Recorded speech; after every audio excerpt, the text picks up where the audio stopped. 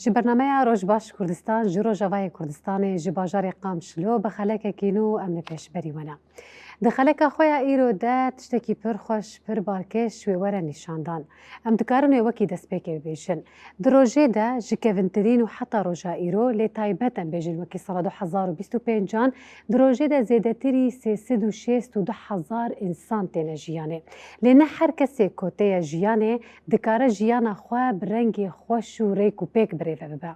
Pir mirov hene hatin jiyanê çawa hatin wisa çûn. Lê pir mirov hene muhra xwe di jiyana xwe de di nava civaka xwe de dane çêkirin. Îro jî ji wan kesayetê ku ji roja hatiye jiyanê, ji roja ji dayîkbûyê û heta nîroja îro û duê baweriyê de ne, heta ku nifşên ku car bi car werin nava civaka me de wê di nava wê guftûgoya li ser jiyana wî de bin. Ji kesayetê ku pir xebat kiriye, pir têkoşîn kiriye, pir deriyên nû, pir berhemên xweşik ji bona civaka xwe da nîşandan. Ew kesayet jî Melevan Resûl e. Nivîskar e, helbestvan e, şanoyan dinivîsîne, gotaran dinivîsîne, xebatên yê girêdayî rewşenbîrtî, çandî, hunerî, pêre pêre girêdayî ragihandin, gotar, rojnamevantî û her wekî din ji wan kesayetê ku wek manî ser ziman xwedîrol û misyonê di nava civaka xwe de. Bêtir wî nas dikin helbestên pir xweş ji me re amade kiriye, bi hestî wî, bi dengî wî, bi nivîsandina wan tiliyî wî bêguman em helbestê mêvanê xwe jî nas dikin. Ji bo te dibêjim rojbaş mamoste. Rojbaş Kurdistanîn û rojbaş ji bo we jî ji bo ekîba we jî ji we re dibêjim rojbaş û ez hêvî me ku ez layiqê vê pesindan û vê navdêdana ku ji bo me jî hatî kirin em layiqî doza welatê xwe milletê xwe gelek spas. Spas dikin. Bi hêvî me roja te îro destpêkê xweş bû?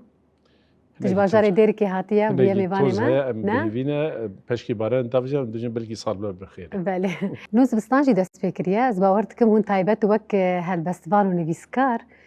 dema ku wisa baranek tê rewşa hewayê piçekê tê guhertin hestê we jî pê re xweştir dibe. Wê bawer dikim ne? Ne? Belê. Belê rast e. Salekî hêvî dikin sala wek vê bihara ku bibare jî wekî welatê me jî bihara wî jî geş bibe. Belê. û ev xebatan jî bi encam bibe ew barîn jî kulîlk û rengareng û demê insanê me jî xweş bibin ji nava êş û azarê vî şerek û dom dikê bi qasî 14 sala jî ji nava we êşê jî derbasî û neqadî bê hinek nasnamaya xwe xwe nasibê xwe îfade bike bêjê ve ez ê Rojavayê Kurdistanê me ez azad im. Erê rast e. Mamoste wek destpêk. Yani pir tijwan kesayetê ku rastî nava civaka Rojavayê Kurdistanê li ser torê medya civakî di xebatê te yê heger em bêjin girêdayî rojnamevantiyê be, rewşenbîrtî, nivîskarî û her wekî din de xuya ye. Lê destpê berî ku em tu pirsê bikin, helbestekî ku te ji me re bibêje, helbestekî wisa bi dilê te be û bêguman hemû helbestê te bi dilê te lê îro ji wan helbestê ku tu dixwaze wan bibêje çi ye? Beriya ku em tu pirsê ser jiyana te nas bikin. والله هلبست وقت كلام كذي هلبست هلدانا هستا Erê. هستا مرو هلبسنا خبي بهتر باندور دبي كساتك كنت انجي تايبت منديا بابتك كنت تشخرها البجارتي او باندور المروتي وك از بخو بي باندور هلبستك جوانا از قد خينم از بخو ديتي لسر شهيدك جن هبرين خلاف دما شهادته به هات الرای خواندن یعنی از زیده پی باندور بم وک هست خم خواست از دیار بکم لبراستی جی مگوتش هدهنا و خدا مکاری از درخم دالیه هناندنا رستا یا نوجنده مخوج آلیه کلاسیک دالی که موازی نوجند سرفی بنویسم وکی هر جنکی کردستان دا دما شهید دبی باندوره که خود دل مالبات دل دردوره ده لی اوی جنجی جوانترین پیو و نازکترین پیو و خصایا و هرمی جی مخواست استید ifade بکن باش هاتیه جلومانه لخوشیه من دشی از دخوازم لهر دریج بره گوتن. بله. نخوان برنامه اخوا به هلبسته بدن فکرن دبه؟ بیاسمینه روزی. بله. کرم بک. یاسمینه روزی. سرود الرحمن جيني هي لانا بزرق الروجي رهزيزي اي بوكا خدا وندان ای پادشاه ولات آگر و روژه ای گنگلوکا بوهر سوتای توی مستکی جی خاکا کلی کلی ده هم همه ده پجقه ده سنجره ده فوره ده برستکی جی شلیپانه جوبارن سور و بسر بوهر ولات زهاده دهرکه ده بهلا از وجارجی دبهلا از وجارجی تبروندك خويني بشون وبسكن لبلبي دخوازگينيا خيلين تدا دو اغرا خاطر خوستني در لبرباكن رستا من جماورا نسرين وهذرين جدوشافا كفري همية جبابليسكا با گرا مجه سری کوب اجیایا دریایک جدلوپن خوینا صوره لسر زمین سنجری دقجله دهرکه دپنگره دبا پیلا باوشینا بوهار سوتایی و لفراشین ورات من دستانا عشقا عبوني خيز دكا بهنك قرمي وبرخوشنا روديمكي رنگين وقشة رواني بين روان دخملينا صندو قسمة بآخية ببارين وآرينا بچيچك وأفستايا دي سحارة سري هرس بهدا أزي نميجا خواه جصفرين جنجينيا و بتوينا برخداني ببينم أزي لبر كيرا بر سري ترى وسطم أي بوكشها زميني أي برخكا جي كريفة قطاي وكدي دوي قران أي باكيزايا فرشتا بطخانا شاراندي دبهلا از ویجاری جی دست نمیجا خواه به توزا گوریستانا توردم و خلماش ببم جنهاو شونده از تاویزی مرن و هبونه براواجی بخوینم یا ساین خداوندا بچوپا جیانا بے عرضیه را بردم و فرشکه بے عرضیه دو اغرا پشت خانه دا بچینم دستان بر بجور و هلددم هاي له يا منا كاتيجوريا دستانا وجينا كردستانا منا دوشاوا هاوين پارزون خاكا منا شانشينا ديركو سرورا منا از نپار یک مال دونالدم و نفرك جمايا فودكا ما دمي خانه بري رشده بقرطينية چپلية چيليكن توز قومي وخاريمة من رست أخوة جاءت كفرا مروفا وببختية قشمرا دقراخها بربيل مرمرادا هوريك هوريك هنايا ببسكو تمرين هفرين أخرى بأفضاو دزين هناندي جي قحرة صالان وهزايا وبيكا مزجينيا أزادية لناوة تكريا أي باكيزايا ولاتو آغري روجي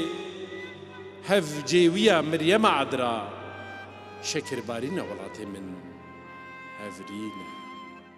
قالك سباستكن دستيت الصعبة دستوها سيت الصعبة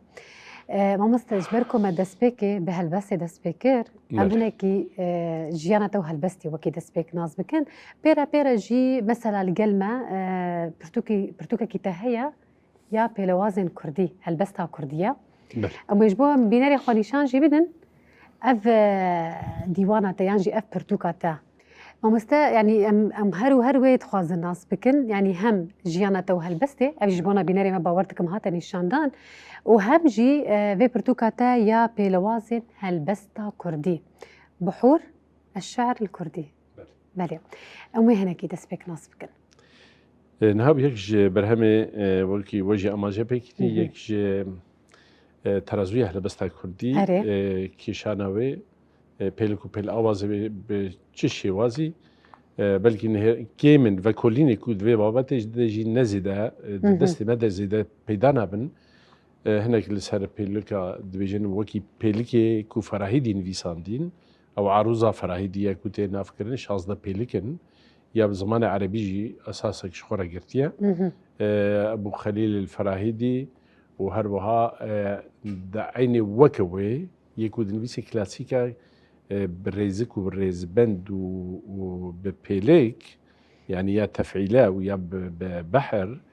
يا كنت نافكرين ملاتي رجلات انا فين بقشتي شار ملاتي سركه وكيفدون نفسنا ترك جواد نفسن فارس جواد نفسه عرب جواد نفسه كر جواد نفسه هشت بيليك وكي تزانين هشت بيليك هف بشن نافبرا وان نتويد رجلات انا فين ده لي يا ما كردي اف درباس كدي ان درباس نكدي من الهشت بيلكا ساكنينه او اشتقاقات بهنا قالك جراجي ما ازفياد بيجم وكي مقامات موزيك تننا اشتقاقات جيتنا كرن ام بيجم 24 مقامات انا مقامي يكو دنگ بيجي ودراوا هر يكي مقام اشتقاق جاتنا تشيكن خوكي 4 5 و 5 5 زيده بويا افيه ما كردي دما ام دبيجن يكو عربي وكردي هفدو دقري هشتن لي باشقي وي ما بچن ويسانديا از نلوي بگرم اساس يكو از لي قرايم الريتمي قرا نل تفعيله وانا هاتي نافكرن ريتم يا اساسا انغو چقاسي او ريفچونا و درسته پیش بنده پاش بنده کلاسیکه نمط کلاسیکه یا بقافیه بترازویه بویرنگیتین ویساندن جوی در باز دکی ریتمه دبی سه دنگ بی دبی 4 دنگ بی دبی 5 دنگ بی و دبی زیده ویجی بی بله ام بیجن تفعیلی ویجی آنجی کیتی بی خوش ویجی در باز بکن خودک هینه 12 خودک هینه 16 خودک هینه 24 هر واحد خودو برد کی بله بویرنگی وکی از بیج متى يعني هاجر ما هلبس نفيساند قالوا أف هلبستاني موفكة يا كوتي ناس كن دنجي بلندو دنجي نزل و ببيلكا يانجي أو شاوتي صلاويتشيا هاجر أم بيجن ده تفعيلة قرتيا بيش بند دو قرتنا باش بند دو قرتنا أزوي تفعيلة أساس ناقرم أز بيجم أفقص دنج قرتيا حفت عن هشت بحفتا اصولاوي هاجر بيجن جوازها 16 قرتيا هشت بهشتا بي 16 يانجي 24 جي 24 12 نه هاجر نه بيجم بيش بندو باش بندا از بخم سيكيتا انجي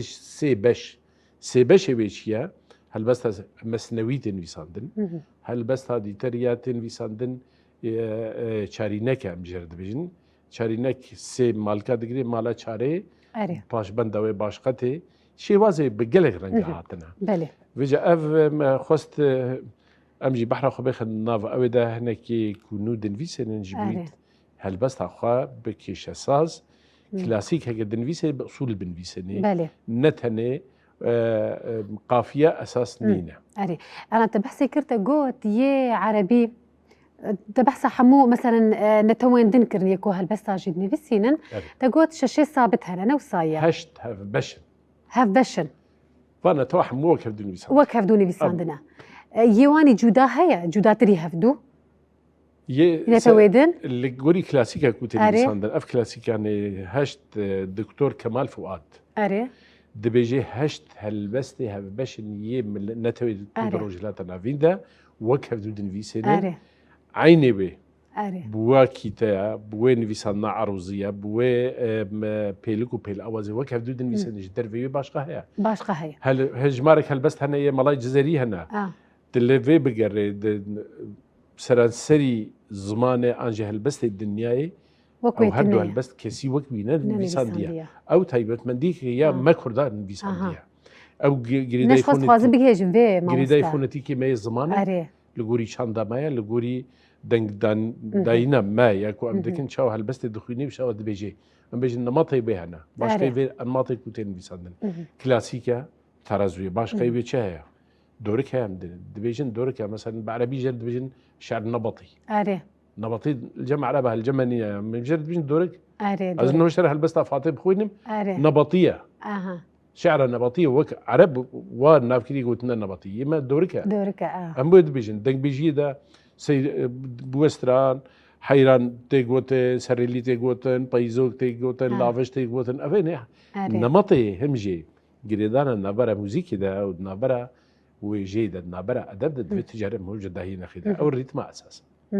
يا دفردا جيم اساس كتي الريتم ويرتمي بقرا ريفا شنو هاجر شاشات دمك هي البسش بله رح ما خذ لي بجاري كزفياجي بيش رح ما خذ لي ب يوسف برازي رح ما خذ لي جي برسي مقوسيدا تتشاو انه في هالبسه كلاسيك تتشاو دنفيسني يعني بيفاني تجيبوي ويشنا ت لغوري بيلغا بيلاوازا تدنفيسني جو ازنا بيلغا انا اصدق من بيلاوازا انا اصدق ادست خلقا باخذ اري هاجر درستها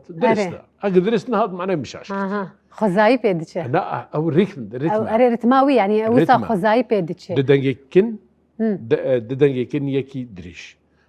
الباي هبدو دكن يك دريش يكن يك دريش دبي افرت ماني سرانسري البس حتى داويه دبي فيرنجي بي دبي تجوازك بخيده لدما جربت شنو اخوكت نابي تريفت شي ناي تجاره اللينجي راسلي بافجي تجاري اللينجي شبهت بافجي نابي عسكريه دجي مرش عسكري دكي نابي بي راس دكي اري مشى اري يدربك يدي دمتك عيني واي اري او الريتم او ايقاع يا اساس الدبر بله ما مستأز خوازو ما ببرسم تشما من برسي من قوت تدي تقوت يهف بش هيا حشتنها بشن يمي كرداجي تقوت مثلا جودانا ولسر استا جيهانه جي مثلا بلكي نكيش تنوي استا جو بوير بازي هاني هالبس بي يعني في او شي ون شي اري نوك من فيسان اري نوك ما از بتخوازو مش تبرسم جبركم مثلا اللي كولين انت درباري هالبستي وجينا توين دندا وبيلاوازن دندا حموهنا تقاسطا هالبستا كردي دنافا وان هقوي سنتو بيكات نتنج بونا روجلاتا نافين قشتيجي مثلا تقاسطا ويتشاوا دبينا والله جي داخل جي كافنترينو حتى نها جي داخل دما بحث في مجاري دكين براسي جي ام جي بير شاليار ام تسبي بكن بير شاليار شوان نويسان دي عرياني شوان نويسان دي يعني ام تعداريه كي لشان داخدك لادب اخدك هاجرن بيجي جوي دمي حتى وكي انه صد هزار صاله هزار تشك صاله دمكي بري هنجي كافينا توشين فيسان دي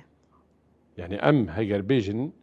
بابا طاهري همداني جوي تاريخي حتى وكي انه هلبستا كردي اول هلبست دويت شخيد هذه نفيسا النا وناغن ونضاهنا وناغن ونضا قد خكرنا لجبوي نكر ان زماني كردي صار دريجه اف قد خكرنا جبوي نفيساندنا بتمامي كان دما ما دفوكي نفشكي دون نفشا فغو هستهف لان بيجن استاويش قاسي خو بيش خستيا خو بيش نخستيا كلاسيكا من فيساندي تش بير مرد بكري تش قران بكري فقي طيرا بقرا علي حريري بقرا ملاي جزيري بقرا كلاسيكا دنفيسن باصول نفيسان يعني حتى دهلبس خدا ملاي جزيري قبي كي نفيس كاري هري شاعري ي ايراني خرد بجواره تفرخي البردسم بيجي هنا تفرخي هين برتكي تنشين بعد كده رصافي بجواره بجمع دجله تبدا هري وتلبر بيلي من هري بيلي مد آفا مظهر درباس دبن هي تج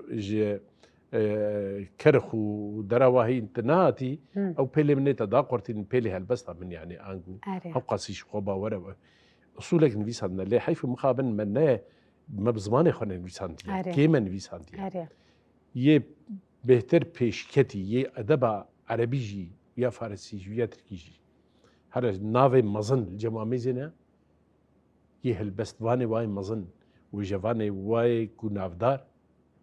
كردن ما قلنا دا جبركو يك جي ستاتويا منا بهو ويا دي بيلا دجواريه لسر ولاتي مجدا كده بيجي بيلا اسلامي هات يك برتو خانجي افانهلا تشتب زماني كرديج نهلا حتى دعوه اسلاميه دماتي دولات عراقي دا ديوانا خلافه امويه حمود كردي تنفسه ساساني تنفسه كردي ساسانينا ديوانا عربيه ديوانا يا امويه بزماني كردي تنفسه لي قد خكرن هذا سر تشتك برهمي يه كردي وكي هجر جيروك بن هجر دستان بن تشتهاتين في ساندن نهلا اوات نكر لي في جديسه ام كارن بيجن دواس حالتها للدوله سري و قهرماني كل بيش ما هنكي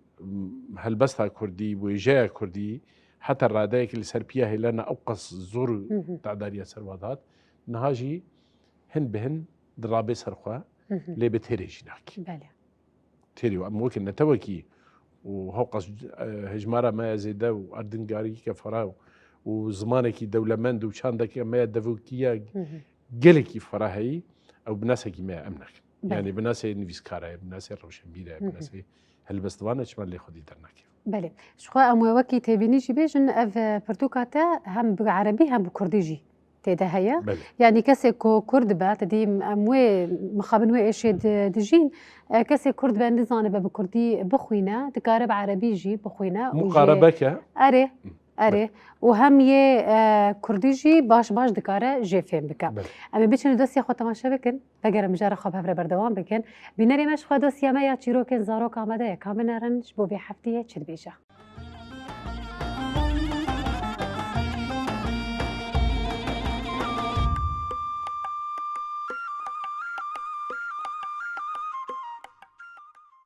روش باش دم باش تماشاوانی می هیجا و دلال امی کاتک خوش به هفره ببورینن به دوسیا چیروک کنو چیروکن سرپیاتین ما یه گل جهان به یه ما به جداتی نینه بله عبرت فیده چی بگرن چیروکا ما ایرو چیه دیویژن دبی ملک و جهواری و خوشبوناوی و جه خوشبونا تیده لی لخود ما عجیب مای دگو از گل کی ولو يعني تهلقوس قرالم تهلقو از ملكم تهلقوس باشامه لی از دبینم گو از دبینم او کسی البردستی می رجبری می از دبینم ولو كيف خوشترج می ولو قشتر می چه مسئله از ملك او رجبر يعني وقت بعربيت بي خادم دبي مستشاري ويجر قوتي قرالم تليسكا نوتو نها بفي رجبري ري تا تجربه كري بير قو نا وليسكا نوتو نها چي قو كا افرج بري تمالاي فلان دري قو بلي قو نوتو نه زراجير تيخ كيسكي ودين بردر يوي بلي السر دين صد زير تيدن نوتو نه هندر يوي دي لسر بنفيسيم بصد زير تيدي ودين بردر يوي وقت در كذا وبوان زيرا ببنيو بي غنياي ببي نوتو نه هندر دن السر دانين صد زير ايه رجبر در كت لبي كيشي قلبي چتي دي فكر شو من ري كيف فريا دي سر ده كيس نفيسان دني صد زير او زير جمارتن ديجو نوت ونه زير او قو ملك صد زير داني ونوت ونه كايجا او زير يدب كتشو لاو خديا جيكتي الفان دراكتي واجازه ليب قرم تفي الصدبه وتفي ازبيبين او جا قريا خولي الشرو وفردتشو ونشواي ما شف ونروجاي ما روج لوي زير هاند قرا او على اساس صد زير قو ملك دانيه صد زير لويد قرا انه او تيت كيمي حياته خو جيانا خو جا كر وقت بيجي دوجه هم تقول او زير صديق هاني كاس شلو بكم بكتشو اها وجا ملك ووزيري ويجي ويبن شعب كرني مراقبه ويتكن ديك خوشامي نما ميرك دف جنوط ونهزر برداي بيزير كي ونداي هي كاب كتشو ازيبينم دبنه سري ملك لهداني كتي جو ايوا جو مثلا نوط ونها وليسكا نوط ونها اذ خذي افجي ازم ما اف نعمتك خذي تعالى دايمه اف خوشيا استيدي تشكريز عاجز بهم تشكريز غمجين بهم عين وقفي رجبري من المهاتي نوت ونه حزار نوت ونه صد حزار نعمت دناف لبي مدني جبر اجي اليكيد قرم جو تنيا نلبرجع مني جبر ولو خذ تعالى خوشين هذا من ناس كرتش مثلا نوت ونهايه تبردد تلقى ونداي صديد قريش خو اساس جيرتنا دفيتي مروض شكردار به پسندار به جي نعمت وخوشين خدان نوط ونهبه بحزارة نليكا جو بونداي تفكراوي اللي وي خبوي وندا بك ولي بقرا بلي تشتي ناف دسي تدهي او تي بي جيانا خو خوش درباز بك جبو وك اي ريج برلتني وك اي قراجي لمني وام بنعمتا ناف دسي خدي ام قراري بي بدن وام ببجرين كيف مجر بي وتاجارك دين ام بمينن دو خوشید هونجی ببینید خوشید و هر کات دو خوش بین تماشاوانه می خوش ویست و دلال گل کی بخاطره و دماغ خوش.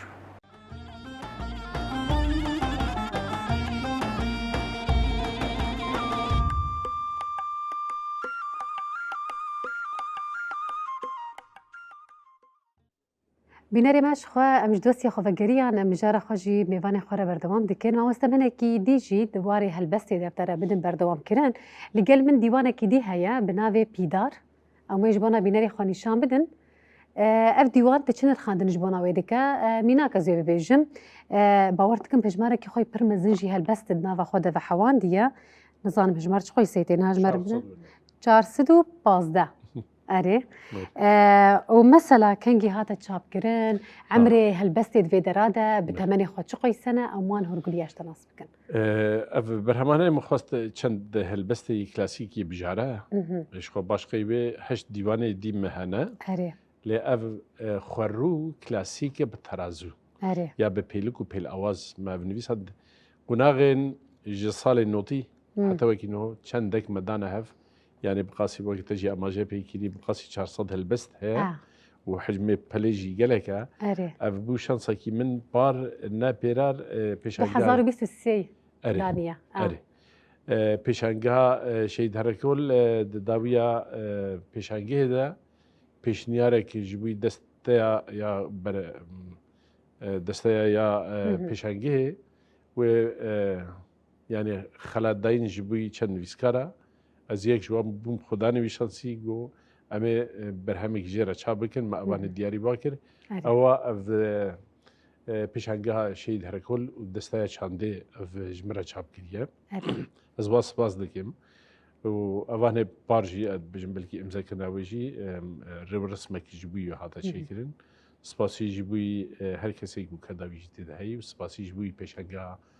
يا شهيد هركول. بله. مستوى بير بحصة هالبستيكر لما أف هرقولية عن تاني ناس نكر. تاجكيش عن صالي دس بخبرتي هالبستيكر تايبت يه هالبستي.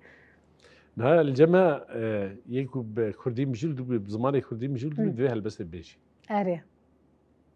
أفوك قاعدك الجم هركسي. سكرتير حزبك لازم هالبستي بنفسه. شما بكردي خو علمان ديا دوي وصل دو. حسكرنا جبوي زمان بيو. يما ذهنك شون دفقر حسكرن جيبوي زمان هم او موزيكا زمان موزيكا يا ويجيد الجممة ام خلكي قندانا اري ام القندامة زنبونا ازي هرتم فيها بيجم ام بولا يكيب خواه كمنا مزن هبو هر شف ويجي روكك البر لمبه ويشغل كهرباء والكتريك وانا هر شف تي روكك جمرة تقو حتى من الرصابة هر شف وكي فيلم زاروكات تلفزيون الدركبل بويرنجي التلفزيون تشك وانا حسكرنا بيفا خيالك من فرا جبوي جريدانا بچانديفا وباش خيبه دعوتو ديلانه مش خوري بكردي بو پالایی ما بکردی بود هاته که دنگ بیجو دروا دچون داس و قینا و پالایی دیکن و سرانه خود گوتن دان کت بود دستار هیر بود شوان بون بریوان بون جانا گندیتی وا بو بیرنگی برچاوه ما خواستگینی بو خیلی بون بربودی بون چون استران دگوتن اود دگو د کوچ کا داجی دنگ بیج هاتن استران دگوتن خلکی گوداری واده که يعني ليسوا كما زاروتي حموجي هرب زمانك فردي بو حس كنا ويب مره انه هنو مازن بو ما تشتك دخلت ام دشن بستاني ام زانك زمانك بيانيه لا اجد ندوي فرق دم تشماني ازل دبستاني بزمانك يدخينم استمع مال تشي جديد تخين هن بين حتى مازن دمكي تشتك هي شاشيه هي فيجا از بجمة صالي هشتي دم وهذا جبي زمان أري يعني هنا أم شاقت وهنا ما دخلت أري كان بكلوريا دروا ما دينا خداي دا نابي هم جي خبطها يا كونافاني ويا ديتر خبطها يا جبوي ويجي وعشق مجي شيء كي كو خب كرديتي خب أبا جاء كردي مجول كده في هالبسته بنفي سنة أبو كقاعدة كيبو اللي فيجا الجم منه بلكي بهتر اللي بيش بو مجلومه بري خدها هالبسته ما قوم هالبسته بنفي سنة ما أصلا كلاسيك جدر باسكت شوازي بي باشقة يعني جن كلاسيك دجبر نوي ناس كرن تاني أو ريز بندا كوتين في ساندن وكي أحمد خاني وملاي جزائري بير مرد وقوران وكوا بنفي سنة تا أو أصدر بس كي نوجنية دندري كلاسيك تشابكي الحداثة في الشعر الكلاسيكي تويتش يبكي يا دي تر أوجي در باس بو هالبس يا نوجن خدايا بيش بهتر خلت كان نقول داري ويبكن الخوشيا موتشي وخيالك تي فراتر وتنجري داي باش بندي ريزكو ريز بندي دوي قافية أفقاس كتابن قافية داقرتيا لوازا تجيه نتجيه سورتي شقاسي ونيتا داقرتينا تا أوجي در باس كر نوجن بشوازي بي ام بيجن يا كوتين فيساندن دوريكا تين فيساندن لافجة تين فيساندن يا سربردايا يا آزادا كوتين فيساندن هايكوان هوتين فيساندن شوازي نونا او نمط نو هن بهن نافدن دويت بيرب مشي تويجي تبلي بكي نكم قاصر اللي أف برهما كنت ما جابي كذي أو برهم خروم قبل كلاسيك بي برهما كوكوي نهال برد شابية أو خروم في جنوشن. أري. حس كنا ما يجيبوي زمان هن بهن زمان مرة ما أظن بودي يعني كسي دنفشة كده بسازا كردي مجول بمخو على المدى طنبورة ومستران قوتنو ما هلبست قوتنو هن بهن بقاسي كارينا أخو ما هناك باش. أري. كدك ماذا؟ أري. ما مستعد تشتكي بيجم. جبنا بيناري ما جيبه بيجم. راستي من خوست يعني أزبري كسايته تنازدك موك ماني سر زمان دفع جباكر وجباي كردستاني ده دقلك ووارادة تنافدارة يعني حركة سايته تنازدك. نعم بقاس خونا زيدا هنا. أما خوياي يعني مثلا ملي راغاندني شانو نيفيس هالبستفاني وهر وكيدي دي تدا تجمان كسايته نافدارة راسي دفع جباكر وجباي كردستاني ده. بس باش تناز جيدكم ليه من خوست بيتر آگاهی ناس بكن من سر جوجل تا بيجن أوكر من نافي تنيفيسان كم جار دما من نيفيسان جرزك آگاهيش مردر كتن بر آگاهيان خوشبون أري آگاهيا كراستي بلا من كشان دون هاجي تاني سر زمان دسبيكا كنت تشتكي سر جيانا خد بيجا تكدا دايكا خو خوشكا خوي مزيج بيرناكا بر خوش أف من ديجي راستي بر كيف خوشبوم شخوي سيجرينجا كومروفيك جبيرناكا وحرتم دنافا روجا خو خباتي خدا ودي بيش روجا خدا هرتم متنفيك بيجا يعني كذا وان دايكو ما مستعد جا كيش من الدلال نها چند ما كي باراستي ايه بيجو من دايكا جني باراستي راست خوها ما هجر جمر نقود بعديها ميجي لورين جمر نقود وانا من نقدها اري هجر دمي باليه دو دمي شخراد ودمي جنجره ودرا وادا هجر بابا ميجي استران نقود وانا من اللي قود داري نكره من التشي نقدها راست اواد بابا دايما يعني تايبت جن ستونا افاكرنا وجي ياكو باراستي جني باراست ما ميناك بس أبيكر هرشة وقتها خا من جمرة تشيرو قاعد بيجي خيال مو فرض بال دايك جي عين بويرنجي زاروق خد هجيني لوريكا جرد بيجي حتى تخوفت به سترانا بيجي دقوي بيدا بانك دي قير دكي لول تبينية دي أو تبيش عندك مجي ويدا كبينا خوينا ويدا أري راستا أو دايكا وحقيقي ويا حقيقي دايكا دوام ناخد معه بله از بشكل درباستي وارد تاني سر زمان مثلا جيكا فنترين دا وبر مروفانجي بلكي نها دناف مدى جيانا كن كوتشا داوي كرنا دما حرتم تشتك دقوتن وقتا اني سر زمان دقوتن مجليفات دبيهستن بيرانينن لمخابن ندهات النفساندن جبر سدمين جدا وكيوان تاني سر زمان افتش باندوركي خوي نيني تشاوا لدوزا كرديكر لهابونا كردا لتشانداوي لنفساندنو هالبستيوي لفلكلوراوي والحمود تشتيوي كركو حرتم مثلا ليفكي ورا جوتن ددوس السي بلكي جار بجار كين ببانا وصايا دماكو بنيفيسكي جي هبايا وهين باشتر بايا افاندورا كي خوينا يني تشاواليكر درخنا آه درخنا دالي هنا جنحكار الرخي يجي امن ام بخوانا أري والرخي دي تدس للداريه أري ام بخوش هوا يعني راحت تدنا خو بدا ام ناخذ نوابش يجو چاندا كردي شوي را دستي دجمني خوكي جيروك وجيفانوك وسرهات وبند وهلبست شو را دستي دجمني خوكي ورقران دي شو كي برهمك وي واول جي خو بيش ناس دبيجن برهما مايا كريا تركي يتركي دبيجا في چاندا مايا يكو جرا كري كيا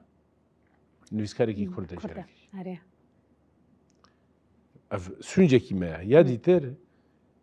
د قناغي كده ام درباس بون يعني تفضيل زمان لسر زمانه ولا اسلامي هات زماني بيروز جو زماني قرآني أري زماني عربية زماني ديتر عيبة داخل او چند مجيه مدى هاتا چاندن ناوا گلي مدى جي هاتا چاندن هم بكوتكي بي بزوره بي هم جي باوري جي چي بو يكي نسبه خوجي نزيكي مسلمانتي بكره جرا يعني او شاناز بو أري وزمان خوجي هن بهن زمان جي افت زمان افت اف اسي ملكرنا ملتان دمجيه انسانه دما تشاند دباوري شاندن او خوش شاند خود كره وتشتغل جمجي هي دياري تتكي بجي بلاش تربي نفس خاري هري جولد ناف عربه دنا تلبيكيا ام نافا بيجن كرده كرده وكي وك ناد دروجافاي كردستان داكي محمد كرد علي يكون مجمع اللغه العربيه ابي كرده أري نفس كاري يكون نافو دنك سليم بركات يك جوا كرده مش كده سوري ده ناف ولات عرب حموده تناس كانوا سليم بركات نفس كاري كرده هرت المصري ميزن كواكبي وفهني الحموه ميزن يك وشان نرى المصري ده الدنيا جرد قوتن يبقى بيش خصتي مصر بيش خصتي سد سيكياتي ده آلية فنده ده آلية هنري ده بيش خصتي ده آلية وك أحمد شوقي حتى خوندكاري بين شيء قرآن خويني نوان حتى انه يعني برانيا ويكون يعني ولاتك وك مصري باي تختا يا تشاندا مسلمانتي بو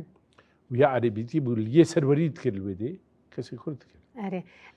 ده آلية مذهب ده آلية فقه ده كار دينة تربي ابن تيمية وبيب جروفا مذاهب نكينة أصوله جبوي ما جو رولا يا باورية يا أوليها بو أم باورمند بو يرنجي ما يعني ملاد الكرد باورية كدية وتفلي بوي هرچندي خودي باوري بو لي خزمتها مظن جبوي وباورية نوكلية باور كان خودي باورية بخوا يك حديث جدا في سنتنا هرا ميزنا خلك طاجيك خلك وجه أذربيجان في سنتنا هرا حديث هاتين في سنتنا بشي سيصد دصد سيصد صلاة ين في سنتين سنن وابن ماجه وفاهن في سنتنا كين في سنتنا كسي بيانين في سنتنا نجا خوش نعرف ليه حيف مخام بيلا عربيتية دجوار هات يعني او رجز برستيات دجوار هر تشكري خو قو ادريسي منها قو فارابي منها قو بن خلكان منها قو بن تيمية منها افيني منها يعني منها عربية العربي قو صلاح الدين منها قو بن خلكان منها قو نزان يعني بهجمارة ناف قو من العربي هر عربي بفكر تركا دا جيبوها تركا جيبوها كر فارس جيبوها كر نات الاوا بقرب بيجي ساساني شو اصول ي ايرانيا ساساني نو افني فرصه نو في ديتن لو حتى دساني ما مموزين وفرهاد وافنيج مدزين برنا كرنا شاندك اخوا دبجي يام ما حتى جها ناف ولات عربه مسلسل شيكرين مسلسل ريزا فيلم شيكرين كو افجيروكي الولات دي ترشي بنا كيمن هاتين ويساندن خلكين ويسانديها يعني وبريا تالانيكا كل برشاندا مثلا افجي اليكي دا نفسكاري ما بونا دستك تفضيل مسلك الديني الحالة ويا دي بهتر نفسها يا خديتن يعني ازب كردي بنفسي ما يشد بخويا یان جی داهاتە قەدەخەکردن مامۆستا مەسەلا قەدەخە ئەو باش خەمە گۆ ئەوە ڕخی دی دا ئالی وجدانیدا ئەرێ یعنی بلا بنویساندان یعنی چما ئەو قاساڵێ وندا چما بابەتڵێ هەمەدانی وێ دەرکردی بابەتڵێ یعورەیانی دەرکردیە ده هزارێ میلادیدا نوکەنێ ئەم بژین وڵات دەستپێکە نویسانە وێژەیە کوردیە نا ژووی بەری وی هەنا توەرێت ئوسولێ یە طقوس عبادته دنا خو بدي ده مصحف عرش مزي زندفستا ميزنا اصل نفيسان دني اصل ادبه اصل وجيه هر حتى وكينه لا شيء دعايه خو بهالبستي اشترد بيجي دعايه خو ميجي خو بهالبستي ديكي او هالبستي جي هالبستا كرديت بيجي طقوس واي عبادته هالبستي بفيرينا هر دمي كيفن تد دمي سومر وادا ادعيه وحمود شدش هالبستن او بيلا كل ولات مجيد هاتا شي كيرن هم قدخ كيرن وهم شو صاندن هبو لا الولات العربستان جواد هاتا كيرن سوق شي كيرن سوق عكاظ صار جاري كي دغانا بدوي كان هالبستوان وين بخون وك مهرجان يكون حمل دار وك ويبو او اخوا خو البركي شيكر لبر سومرا شيكر لبر اكاديا شيكر لبر بابليا شيكر لبر ميديا خو شيكر يعني فال فلان ولاتي واد به تشك نبو الجموع نبو نخوزاها يا افدا الدولة مندا وي هالبس جي بيش بكفي وي بخشان وجي روكي بيش كفن وي ديلانة بيش بكفي وي موسيقى بيش بكفي خلقي خراساني حتى انه هنرا كل بيش كتي دنا السولفيجا بيجن تخت الشرقي ميزنا العلامة والمقامات ميزنا ما خرج كردين دوغا سيغا جارغا اوشنا واحد زيني ما افس لما يا تيغودن جمع قاماتها تميزنها سيكايا مثلا سيجا دبجن سيكايا حجازة حجاز كارا نهاوندا حجاز كار كردا شهنازة مقامات شنو؟ كي جا ولاتي شيبنا مرد ولاتي بدا شيبنا يكري نافا بري كردينا تيلي يك ساز ذكر دلوقتي لما ميزنا هريكي نافا جي اللي هاتي بم تاك ما هريك نافك وي هاتي كن ما ينافلي كينا ام نابج خروم ماكريا لي ام شريكي اوكنا شهرستانيه دس لاداريا هاتي بزوري هر تشتغان دخل قوت تشتغتن ما مستشتكي دنجي مثلا هبو تبدا بحسب بر مجارنين وساكرن داليه خوا ي مثلا كسايتن كو فيداويه يعني بريا صالك زيدتر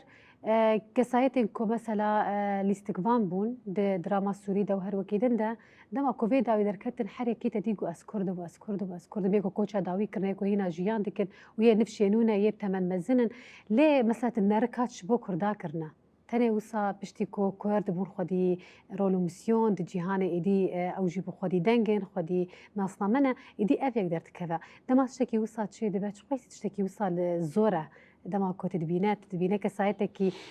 كوتشا داوي كريا بحزاري فيلما جبونا عربان تشي كريا نكو ام جوي كيم دكن لي اموكي كرد يعني مثلا تشما جير تشي كريا بشتي كوتشا داوي كريا درت كذا كرده بيقمان مرو جوي تقحر انا وصايا أزلنا تبريري بدمدا راستا خدمتك جيبوي شاندك ديكي بلكي دليل برخوا قرتي ديتينا تدرينين يكي وكا أحمد كايا وقف هفقا صالة أزيج ورد استرين مجنها شون دا أزيج ورد ناسترين أزيب كردي بسترين شيء يجي كان شو مر أحمد كايا دنك بيجي كي هفقا خدان نرخو خدان درو أز كردم أزيب كردي بسترين جو بس هناك أنا مرن نوجي بحث هناك بحث كوي كرديتي أخوانا كن ما فشارتي أو فشارتن تعدريك المهاتك يعني بلا هناك ويريكيا ويجي هبي ما نظل متسر هر كسي داتك يكو هي لا والناس نامايا خوهي لا جيبوي نافي ويدر كبي رزقتنا مجيبوي كساتي وكي إنسان وكي بشر هيا لو نجمنا أو نجمنا يوسف شاهين نجبوي مكيديا رائد السينما المصرية يوسف شاهين نجبوي مكيديا أحمد شوقي نجبوي مكيديا أحمد شوقي دبجي ميري هلبستها عربية نجبوي مكيديا جبوي شاندا كدي تركي أفني فيسكاره هنا يعني مهود خوازيكو بلا إشارتك تدرك الرهبة بلا خب ناف كرا خب ناف بدي أذا بيجم یاشار کەماڵیە منە کوردی منە میسال ئەزێ بێژم ئەس بیم سلیم بەرەکاتی منە ئەێنێ دا ئاستا جیهانی دەناوێ ڤهانە جایزین مەزن سڵاندنە هەگەر ساغیە خۆدا ji dest wavet dihat û nekir ew ئەمە ئانا هەنە نه ez nizam çaş giran گرانە ڕاستە وەکتانی سەر زمان مەسەلە ئەفجی هەبوو دەدی جار جارنا مرۆڤ بچێکی بەرژەوەندی خۆشی دگەرەنە و سایە ددەمەکێدا کۆدەسڵاتداری هەیە و کوڕ دەهاتن قڕکردن جهێکی بچووک بۆ مەسەلا نەدهێشتن کۆتێدا خەبات بکەن خۆسەر ناسنامە خۆی عەربی هێشتن میناکل سەر ئەم بێژن وەکی دەولەتا سووری حتا گەهێشتن ئارمانجاخوا بۆن جوان لیستیکبانێ نافدار نەتەنێ سەر ئاستا سووریە و ڕۆژلاتا ناوین گەیشتن ئاستا جیهانیژی دکاری بوون وەکی ئەحمەدکایە گەهێشتن ئاستەکی نافدار بوون ئێدی خەباتش بۆنا دۆزاخوا بکە لێمە خابن ئەف نەبوو پرژوان کۆچە داوی کرد و پرژوانژی مەسەن نەها مناواسف جوان کەسایەتێن کۆ نافدارن و ناوێ وێ حتا کوردیە گوهەرتی یەکریە ناوەکیدن و دەردەکەوە و دەبێژەژی ئەس کوردم لێ کاتش بۆ مەسەلەن بۆ کووردا یاش کوردیاتیا خواتە چ دیکە بەلکی بکە ئەم شتێکی ناوێژن بەلکی دەمێ پێش دەبکە ئەما پرجوان هەبووژی کۆچە داوی کردن و تەرێ گوتن ئەم کوردن و تشتێکش بۆ ناوێ نەکردن ئەزێ گوتناتەش بۆ وێم جارێ هەگەر شەک هەبەت بێژە گۆداری بکەم و هەلبەستێکێژی گۆداری بکەم باش ez vê bêjim esulê xwe yani heyf mixabin deva yani cihê daxeye de man dibêjin kesayetnê bu rengî wela we bêje ejdadî ken we kirat nabêje ez kurdim jî dibêje kelkî min kurdin te besa bûna wasf ke ji wa derbas kirine yani em dema pêwîst ku tu nebê دما نەپێویستە تەژمر نەگەێت ئەس حاجەتی دەنگێکی مە ئەس حاجەتی یەکی بەرەبانیە مە بکێ نهاد ڕۆژاوای کوردستانیدا دوردا ئەس حاجەتی هەر ئینسانێکی وڵات پارێزم و دەنگی بی هەبێ لە شوونەتە بێ دەستێک ئانژێ منێ بێدەنگێ دەوێت و ناغ هەستیاردا تە بێدەنگ بێ دەمێ ڕحەتی دە تەژمر نەگەرێکی تنوکە وەرێ قەدەخە و زڵم و بساڵە هەیە مانە نە ئیرۆ تعداری لەسەر کووردا هەیە سەر چاندا بە هەیە ڕۆژێکی بلا دەنگی ویژی وەرێ ئەم بێژە وەڵا بنیژادا خۆ کووردا چ مشکلە طاهە یاسین معروف جیگرێ سەدام حسێن بوو ئەنفال بەدەستی بی هاتنە چێکردن کووردا هەکان فیدان هۆ سیاسەتە دەولەتە تورکیە کورد مەشێنێ ئەسڵی خۆ کووردا سیاسەتە دژمنانە لە تورکیا بێتە دژمنێ منە کووردا عەسمەتە ئینۆ کووردا محەممەد عەلی عابد سەرۆکی یەکەم سووریدە کووردا لە یەک و ئۆسمان سەبری دەخستە حەبسێدا ئەڤی محەممەد عەلی عابد دەخستە حەبسێدا دەگوت چمە تب کوردی تداخوێ سبحتە فەر دەخستە ئەم يعني ئەسڵی خۆ کووردا ئەم بۆی نەش ئانازن انتیما نەتەنێ ئەحساسەکە پەیوەکە سەر دەبە مارەسا ینی کارتێکردنێدا گەر وا نەبێ وەڵا ژمەر نەگەرێکە فلان شکی دێبێ بە هەزارە وێ هاتنە ji bûî doza Kurdî kesê internasyonalin hatin berxaka Kurdistanê de şehîdkirine ne Kurda ez wî dînî me ser serê xwe xizmetek ji bûîn bikiriye yê çûyê li ber darê sêdarê û bi nijada xwe ne ji nijada min dîfaa me kiriye û şehîd bûye ez ê rêzgirtinê ji wî re bigirêm lê min ticare ev nekiriye ma ez ê bijim wela Hesan Xêrî ji xizmetek ji bûîn bikiriye Kurda ئەسڵی خۆی کووردا لێ چی خزمەت کردە ڕژبری سی خوڕیە و فرۆتنا وی ملەتی شتێک دیتر نەکردە یعنی مرۆڤ ئینسانێک خۆ عەزیمی خوا بۆ نافدارە یە خزمەتە ملەتی خۆ بکێ خزمەتە چاندا خۆ بکێ خزمەتە هەنارە خۆ بکێ کیژان بەش بێ منە گوتێ شەروان بە بلات هونەرمەندێک بیە بلا ئەو سترانەتە بلات خزمەتە چانداتە دەبێ خزمەتە ملەتی دەبێ دە هەموو بەشادا هەگەر خزمەتێک دوێ ئەلدەوەرێکردن جهێ ڕێزگرتنێ لێ باشقەی وێ یە دەما پێویستە نەحازر بێ ئەو ژمر ناگەرێک بەێ ئەس دچم دۆسیە پاشێم هەلبەستێ گۆداری بکن و باوەردکەم هەلبەستە تەژیش بۆ شەروارێکی هاتیێنی ساندن ئەرێ ئەم لێ تەماشا بکن و بەگەرن بینەری مەشخوا دۆسیامەیە گوتنێ پێشیە ژیامەدەیە کام بەهەورە لێ تەماشا بکن.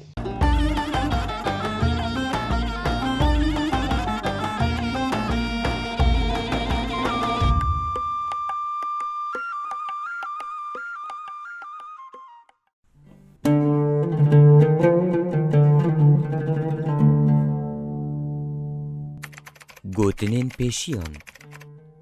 di dosya xwe de me di gotinên pêşiyan yê bavûkalan ji we re amade kiriye. گوتنا خوش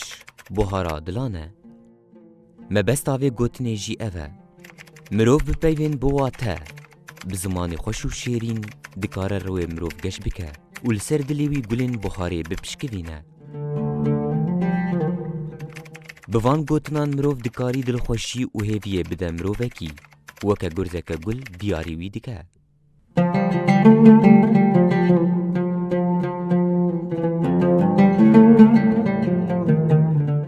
پیوال رو گنه افو ده درباره وی بویجه ده دو گوهرتنین وی هنه هن کس ده بیجن رو برو گنه افو و هنک جی ده بیجن گوتنان لرو گنه افو اف بویج ده بیجه کسی گل رو امرو با آخوه نه کسی کی خرابه گنه هیوی عفویه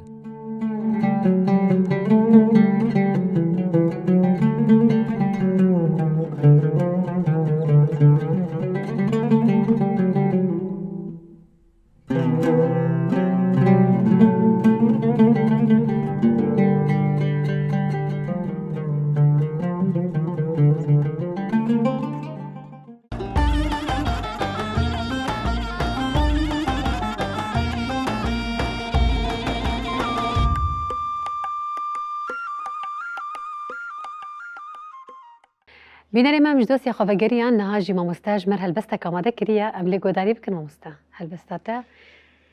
tin xwendin bixwaz ji bo wê bêje باش ez helbestekî ji bo her qehremanekî her şervanekî xebat û tekoşînekî ji bo him îfadekirina ji bo xwe û ji bo miletê xwe bi cîhanê bide naskirin ew şervanê çi qasî karî qehremaniyê bike ez xwe di çavê wî şervanî de dibînim silavê min ji bo her şervanekî berevaniya xaka xwe welatê xwe dikî helbesta me jî bi navê şervanê min şervanên lawê min û şervan tu wî jindî heger yan jê kurî taca li ser erniya belek neqşê li ba xanza xurî katî li ser xurmê kevin rahî di nêvaz û hurî şana ji çêroka kevin dijmin ji lew bêengirî berzî wekî hîmê çiya balî bilind nahilgirî destê li ser tixtê çekê awir piling tîroj dirî simbêl digel nûyê riha bûn badekê levzî virî singa kelî sirtê veşar noqin di nav cergê birî heyran bi wê bejna li hev tacî li ser çav û serî hinga nebî ma ez çi me him ber neyar û dagirî zilm û zinêt para min in gur wê şivan bê em kerî sêpla binî rûniştî bim qewt bim li ber sefka dirî ejda li hev dû hatine agir rijî û sincirî keskî negot ma ev çi ye beskin hilo titlo wirî ê ku ji Qur'anê dixwin sifto genî bêhna gurî marin li ber çavê min in tolaz şivanin serserî ava serê min pilî dinya hemî tevlê nerî her yek li ber mirna min e qorma dixin nêv agirî gotin ji hev dû xweşxuya ger ku biçin kes nagirî şadim tena min tu heyî wî sax bê kurê min afir destê te sax be tesatet gelek spas mamoste minekî derbasî warê jiyana te kesayetî jî bin min got te pir tişt xebat di jiyana xwe de kiriye mesela te ji tiştekî derbasî warekî din dibû ta ku tu bixwe jî bibe alîkar ji ber ku rastî civaka me hemû qonaxê ku te dê de xebat kirine di wan qonaxê hanê û wan mijarê hanê de qels bû te xwest pêre bibe alîkar em hineke mijarên dîtir yê jiyana te ser kesayeta te ya ku belkî hin nehatiye gotin ku nehati ji me re bêje jî û pêre pêre tiştê hatiye gotin از چا بجم شیرینه دلالت از آستان کرم از بما هلبستوان تنه نه بابت هلبست شخو مگرد دست مگو پیشی ما اما جبه کر هلبست هسته که آره. مروف اویدی که لی بتیرم نکر راستی بجم بتیرم نکر هلبست حتی راده کی راوستان دیگه یعنی چند سال از هلبست جینان ویسینم هر چندی مخالات بهجمار خالات جستان آره یه د فستیوال د مهرجان د بلکه ده خلاته جی مستاندنه ام شانازن کوملت مجی ام خلات کنه روشن بیرون ویسکاری ما ام خلات کنه لی بتری جی نکر من دید کو بتری نکر پیوستی به بهتر نویساندنی هی از وقت خون وقت نویسکار تبینه نه وقت بهتر آره نه هلبستوان آره بابت هیجی بهتر لی کلینی د ناوا وجه کردی ده ناوا ادبیات کردی ده دواره رامیاری دبی دواره چاندی دبی دواره جواکی ده به گریدانه به پیرنوسی به فکر و رامان دور ده بهتر خود بینم جدا ما بهتر از خوا ifade دکم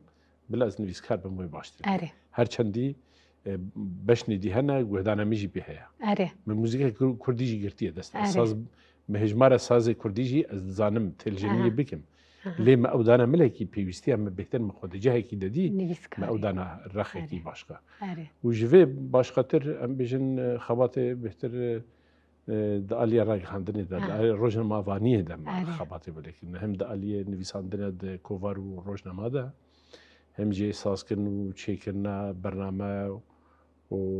ده رادیو ده برنامه تلویزیون ده برنامه روشنبیری بین یه سیاسی بین کنوانی دروا ما چی کن بسال دریجه ام دکن و هنا جی ام دوام دکن وکی کارمنده کی رنگ خواندنی ام هنا بو خبات جی دکن لذلك روشنبیرتی ده بلکه بقاسی 6 ساله پلین و ودنگ دو برنامه گرینگ بون نویسکار و روشنبیری در روجاوای کردستان ده بگشتیجی میکنه مهوان خود بقاسی 283 ساعت متومار کردن اوه بلگه وکی انتولوژیا ام تکرد بوی بناو بکن جبوی نویسکار می در روجاوای کردستانی ده بزمان عربي وكردية نویساندین برنامه قورا 6 ساله ده لسر حدود ما دوام کردیه خباتك اليا روجنامه وانیه دو اليا روشنبیری گریدان هوا بهتره آره وك جيانا من كسانا اجي انسان نورمال من خوندنا خوا خلاص كي زما مستبب آره ما مست فرميه دولتي بلكي سو 4 ساله زما مستمامه ليش رشيد دست بيجر ما خب حلو كر نبدا قرو قش بن اوجي المغادنا غزبي ام بردانا ماجي اوي اوجي خلاتك دولتي رجيمي بما فاكر يعني ام كسي قوتان دي جي نافاكار جبركو الشانازم بوي ناس نامه دائما جبركو اف خباتك جوي نتواخد خلفيه وشي تهمه وشي تهمه تاوي ولا ويا خلات وجمله خلات اري راسته بله و ام هنا ام كاري خوي ام بجن نافا روشنبيرتي دا نافا نويسكارا دا هم سمينار بن هم چالاكي كوتنا كان مهرجان فستيفال دا هنا بردوام ديكن داني دا قاسي كارينا خوا يعني ازهول ددم و اريني بم نا ازنا نيجاتيف بله لقل من الفيدرا هنا تشتي قوتا نويساندية مش بو بيناري خواجي وامدن بيشكش كرن اف سمينار وخدنن ين فكرينا هاري بله بله ابو برهمك جواب برهما بحجمارك مبخرنا يعني قاسي هم اني كنت بردسم ما جو بابري وبكن اري راستا ابا ام فيجي افجي قوتارن روناك بيرينا دبش وينا بله دبش بله اف حردو بشي ويجي جوانا بيناري خوان بدن بيشكش كرن اف حردو جي بله وقت علي سر زمان جوا مستقبل تشتين هري اي كيفن ايجو كشت بردسي تاتا اني لي وكي وانا زوي باوري دما بر هجماره كي مزنجي هنا اف قفدك شانويا بله اما بحثوا جيب اري اما بحثوا اجي اون دملي شانو دجي ما مستخوياي تشني فرخش داياني بساندن اما واجي بيجن اها تمش تقولي كمان لا بله اجي هيا اري اجي بتمام ديكش خو او دب وقت اري دالينا دالي وين يجي هم جي بقاسي شيست بنج شانو وسكتش اف بيوستيا ماد قناغه كده جالك بيوستيا ما بله كوم النوروز وصرصالة دمادهاتنا تشيكرين ام جد نافوا كوم هنري دما خباطة ديكي ام نچار بون دوی ام شانوي شي بكن بله ما بری خدا نویساندنا شانوی سکیچی در روجاوای کردستان ده هموجی بل پرانیا واجی او کتنا مریت ده یعنی هاتنا عرض کردن و هاتنا هنک جینا مانا خورو مانا اره پیوسته ما به بود دالی شانوی دجی گرانیه کی گرانی ده حتی وکن هاجی از پیم جلد من باش پیم جلد جشانه کو چه مثلا دهاتنا پیشکش کردن آره چند شانوی تا مثلا ده روزین تایبه ده نوروزات فستیوال ده گلو هاتنا چه کردن از بجمع تجبی کوم سری روجاوای کردستانی ده هاتنا پیشکش کردن شانو هاتنا پیشکش کردن اره کومه کو باجار به باجار ما تست دانوان اف تست نیم دانوان دهات کومه نوروز داد بیت دهاتنا پیش دهاتنا نمایش کردن یعنی دهاتنا عرض کردن اره. پرانیا و هاتنا گوداری کردن او جیو که برهمه که هم هنریه هم جی برهمه که ویژیه بله بهتر چیرو که تیدا چه هنه مثلا تبالک شان دیه سر چه ها مجار هنك جي جواكين اللي بيتر يريد يدوزن الروشاهي آها قناغ كتير در باست بتهر شانوي كميزن انت بزان بك جا صالح بيت زانو آها بيت تاريخه وميزن أري. تاريخي ودنفيسان أري. كيجن ليت تزاني كود فلان صالح ده اف اري شا اف بوير ولا رود دي دفت برسوا بشانوي دفت بسكيتش شكي بدي چه كوميدي بي وچه دراما بي مهردو بشوي بويرنگي من بيسان اري نهاشان خوشة يعني جيتشتن كو مثلا زندية يكسر تدبينا أو كسي شانوغر أو شانويا هاني راست اللي تماشا ديكا دواري يني بساندنا فيلمان ده سيناريو اري و ريزة فيلمان ده اري ده أو واري هاني تشخورة تجاري كريا كار بله با اوجی کر از بجم نما قوم قالك برهم خونا أري. اجمالك که بدی هيا بقاسي حفظه تستا نویساندن جبوی و برودكشن فيلم هبو جبوي تسوي من نویساندو و برودكشن فيلم دا اد بجم تلفزيون رونا هي ستير كرين او هاتا عرض كرين بشتي مونتاج بيو دري واشي أري. بهتر بويري تاريخينا يديروكينا خروب كردينا او جي حفظه برهم او هاتيه جبوي راق خاندني تايبت جبوي فيلم دوكومنتر أري هاتا شكرن او جي هيا بله اري دواري دندا ما مستمسة بحصة راغاندن يكر اري تخباتني پردرش ده راغاندن چپمنيا كردي ده كريا يك جوان بيجن اجانسن راديونا تلفزيونن نيفيسكيبن دنگيبن وهر وكيدن تخبات كريا دوي مري هاي ده هنكي هرغوليه ويجي ناس بكن مثلا راديو تا دكيجان راديو ده هاري بيتر خباتي خو مهرا خوتي ده او كريا الراديو مد الراديو از بجم يك وستوناوي افاكناوي مد الراديو ما افاكن يك جي رخدبو يا راديو ريفبريا خسر بو دسبيك مال عمود 2015 ما تشيكر او الراديو باش قيويل ديريك يجي من راديو تشيكر ما افاكر دجلة راديو دجلة ما افاكر هم بيكانينا وجالي تكنيكيش هر علي پروردكرني وجالي صار 2 سالا خبات نافا ودا افوك الراديو افهردو الراديو سركم افهردو هني يعني دا افاك النوادم خبات كديا كذا كما تدهم نابج ماشي كديا تري برتيا وي راديو جيكريا مري برتيا ويجي كديا ما خبات كديا وما اندابجي پرورده كرنا وما برنامج دي شي كرنا اري برنامج كنت تشكرنا جبو راديين بقشتين الرجاوي كردستاني مثلا برنامج يوصى جبو هفبش بو يعني جبو حمو راديو دهاتن بلاف كرجي تشكريا يانا بلي هبو بلي ريفبرتي او برنامج هبو جبوي بيج راديو هذا بيشكيش كرن تتشنا بيجي از انه كان تنشيط ذاكره از بقرم بيفراست بشتي تبقى ها بيفراست جبرا تشتكي الظالم اجلورا دي برسم ها بيفراست هبو اري الراست او جبوي راديو يا اوركيش بو جبوي راديو دربيسي بو يا زبجم جبوي راديو دجله بو جبوي شان راديو او دهات هيكن او بيفراست اما ما هو قيسي بيراتا ناي بيراتا تسدم اختيار بنا لا اري قريت سنه جبيدا موتشن اري خباتك يعني بكوميه لسر هدو كوم بيا ام بجن تشاوا يعني ما فلان جهيدا كاركيو فلان كاري ماكيريا براستيجي يعني ام بلا ولا بنا اري قالك تشي بيرا ماتش اري تبر روديتنا تبر أري. مروف ناس كرنا نها صبي ساعتك دي بالكي نابت النبي بيرا ما انما زاد از شما ويد بيجمع مستا جبر مثلا از بيجم بتشكي ويسا تشتبونا تبكنا كجبيرا مروف دتشا يعني تايبتك وخبات جودا كربن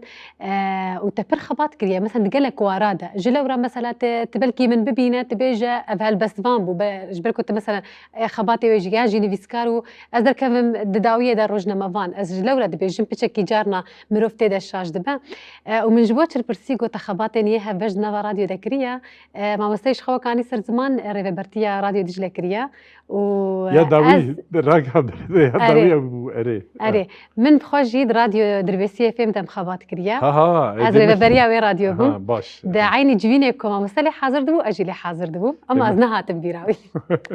نه بله ما مستام هنا كي درباسي واري يه نفساندني تايبت ببن استخوازم في خالي باش امولو بالي بكشين سر نفساندن شو قيسي جرينجا وچما قيسي جبو تا جرينجا كوت باش بالي باوي سر كاري نفسكاريه تشتي تزاني بهتر هگر چند ما دوکی بتری راکی چند دوکی کی موزدی جرچید بن انجید که انجی مبالغه دکویه دا شپرگالا خود که لدام تا دوکومنتی که تنویساند دبی تستک دستی تا وکی بلگه که دستی دا نفشت پیرورن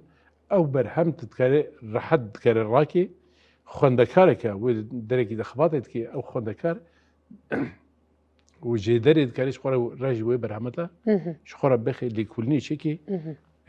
استناد لسر بكي لسر وي برهمي بكي لي ام بيجن دافيكيا جدي اخو برسي جيرانا برسي دربا صال باي صالي ونضاد بي يا او رسميتها وين يا ديتر جبوش برتو خانه چي بونه جبوش بيشانگي چي بونه جبوي برهمي خلقي برنا ناس كن اوين خبتي خباتا كي ديا فاد افقاس برهمي وهنا وجي درام افا وفلان كيسه وهاتيه ناس كرين بلقيت دسته ده ملحق ده بحثك شيكي بحثك شخور شيكي هفوكك تاني هفوكك بلقي شقص واتاوي نزيد جرينج جيبي اللي او هفوك دبي هفوكك ديروكي بلقاه تبيجي فلان صالده فلان كيسه فاغوتيا ده فلان برتوكي ده هاتيه هذا شخور الروبا ده ميزنه ود اوي ده هاتي ماشي در بحث علمي شو تكرن تلنافا تشوف قال اللغة أثرية هكذا تديتن وباش قد دياري شابن باش قوي شيء والله فلان أركولوجي أف بحث شيء كذا بيجن بابتك شفاهني ده كارية فيهني في رافا بكي جهاف شو مستشرق به وش بحثك يهرمي به ودبي بلقى دست ده أم بيجن تدوكومنتي نكي تقيد نكي ده شيء خلت كارير راح بكي وكان هاد شان ضمه شاو خلد دبي شاو خلد الرافين دزي تدنج بيجي قلتي تقرك خبقتي انت بيجي من بيجي خات الكيد التنميسان تشاب كيديا نا تنكاري الجماجين ها برزقليك ما هاد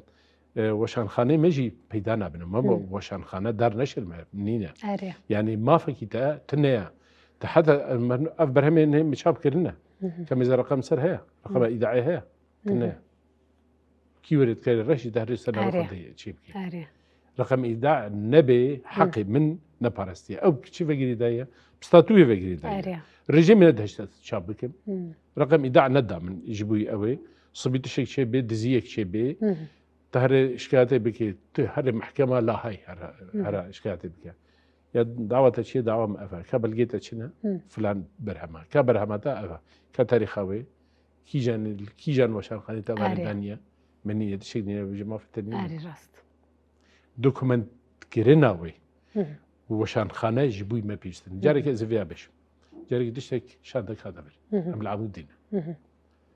يكات بلا في وقت شيروك زفي مناكي بدا يكات وشخ اورادوا يا خدمه شتكر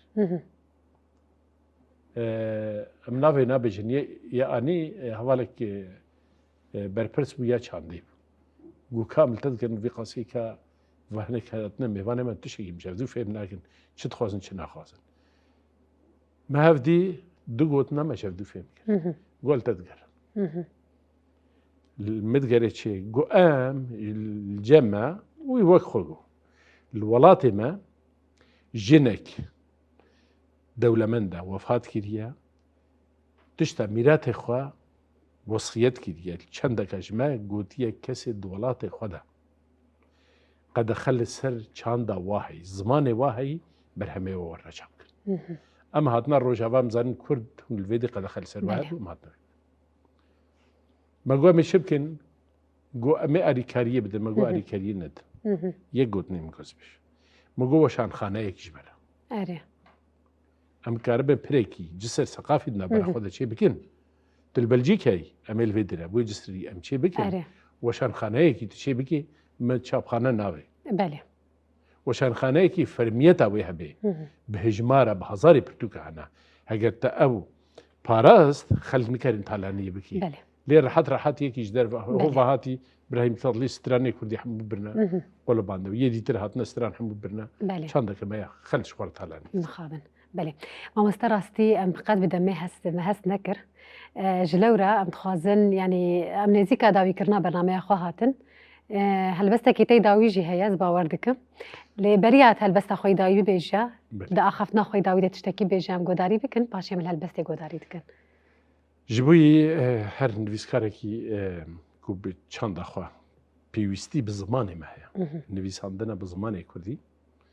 خوێنەر چ قاسی قەلسە و کێمە لێ تشتە تەنها بنویسێنێ دەبێ میراتێکش بووی پاشە ڕۆژ نەفشێ پشتی چەند ساڵێکی وەرن بێژن لە پێشی مەکات تشتێک نەنویساندە جێگەر خۆی جێ پرسین گۆ ئەحمەد شەوقی بێڤا شێوازە نویساندیە ماتە چێ نویساندیە گۆ ماز دەچم و تێم ژغێرە مەڵای زەری دەستێ مدە هەیە ميجي كسنينة كسيل بيشي من نويسانديا جلوما نويه البسلاوي خرط بي وأدباوي خرط بي يعمل وزعيف بي أمجي بيجن والله أمي باشقوي خوبكن بله وجا كدك كومية شارستاني كدك كومية لسرف دو كوم دبي يك ديني سري كيد حتى وكي جريك ديتي مغزن دبي أم دبجي والله خدي شارستانية كبر فرانا هجر موابكن وباش بي نهاجي او درفت وهنا ودسمه در روجاوای کوردستان دهنا سازی مجی قاسه هی بکی مکاسی خوفا كان قنجكي كي باش داكرن قهدان جيبوي چاندا جيبوي ويجاما جيبوي هنرا خوا امجي رابري دنياي بكن كو امجي بشداري اواكنا شهرستانيه كي دروشلاتا نافين د جهان دا ام باش اجينا امنا كوري جمبافينا واملكي لكي ساكن بله وهل تقول شي ما شوازي ما بيجن شوازي كي كلاسيكي جبر كذا خروتيه هالبسته بيفير رسن بجارتي يكايك وتفعيله وترازويه بتشي شوازي نمطك يجي نمطي هالبسته كرديه كلاسيك تنويسادن اتخوازم هم دياري قلي خو بكم دياري ديلي ازادي يجي بكم بلا جبوي ديلي ازادي دياري بله كرمك واجنو هاتن سماي پرسو پتخانا مني سر لجيرم در نقوتي بالي برزي من توي زي اداكن بي افرزان دابشم سوجو گناه دي مديلاني باشقي سر بريزي من توي لو قريم دفتر كتابة ميجو تاريخ نديد والبا من رش نفيسا خالو خيزي من توي از بصالة دل دفورم کس نگوت ما جان چیه لیبلی جانه دسوتم هیمو هزی من توی سرور قبل شریفی ما نحیری سیر هوش آگه جانا بهستی دل گویزی من توی فلسفه خانو سرايان او دبن خافك رزي ليدما روبار بدرتن خان ريزي من توي والي جيهان سرانسر بي نشترتن جدور هر ما بس نقاتا كركن ريو ترزي من توي از دسانتا كي دياركن ادميني قلسوكي قد نزانم في لباكم هور نظمي من توي دور بدور دافو كمندن ديلو بندن أموها داج صفرا كس نخوينه خامريزي منتوي گرد عشقی کی نویسی هر دبن دیلو گدا رومتو جندك دميخن دل قبيزة منتوي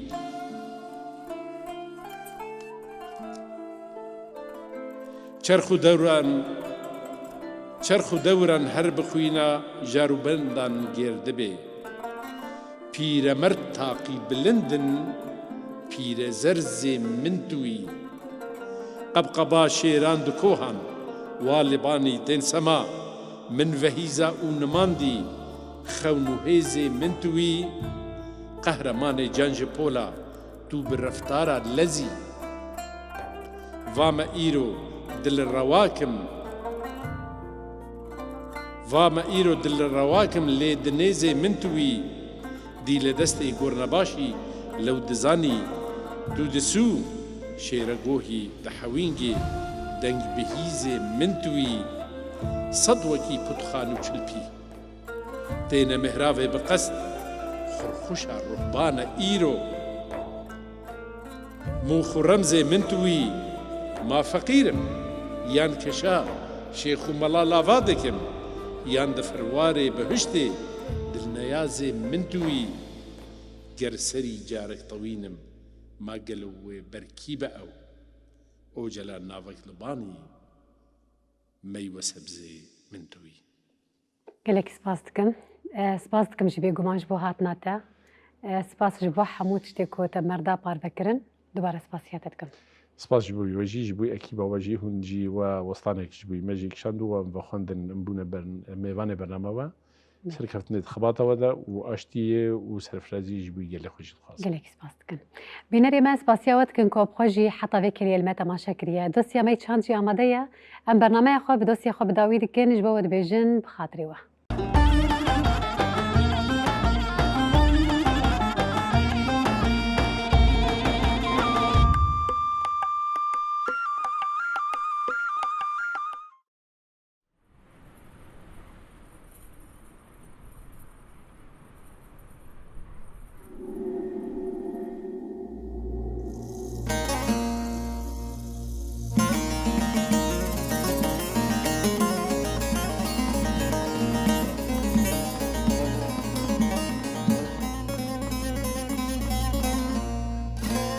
دوربون من دي جميلنا لفي باجاري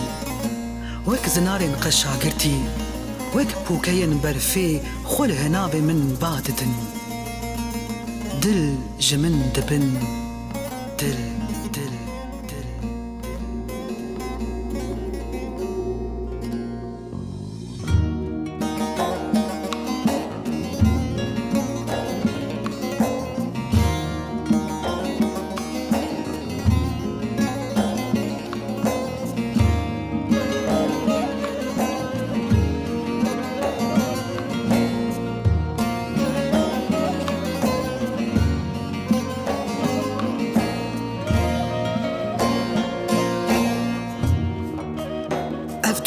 من دي جميلنا الفي باشاري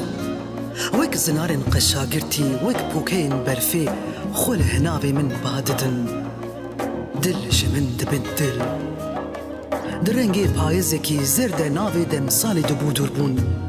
دبو بارينا حسرت جي آسمان بستيرك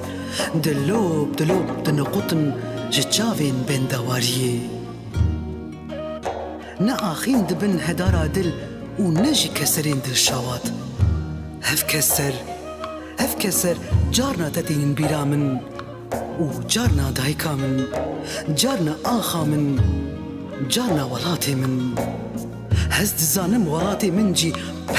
پرچه کرنه مينا دلي من آخ لي هست شبكم باسكي من لباسكين پنابرية بادانه بو معقولنگه كي جرافين خوقت وميرقا دلي من هشكو زواكرنا جتنا حسرتي هزجته وجولاتي خدورم لي تشبكم هز بيت وبيدايك ميرو هز بيت وبيدايك ميرو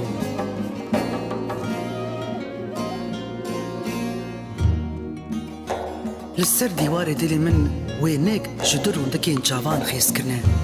وینه روندکین دایکا من او کنین لسر لیوین ته او دوربونی بی شرم و بی فدیخو کربو سی نور و بند دنابرا منو تده بینا گولین ته خول پاجه دلی من دده دل جمن دبی دل